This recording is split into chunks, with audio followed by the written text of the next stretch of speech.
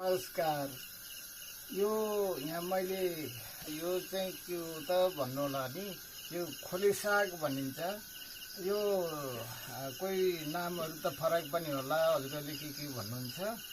यो चिस्यान यो पानी भएको यो खेत झापहरूमा खोला खाल्सीहरूमा यस्तोमा हुन्छ।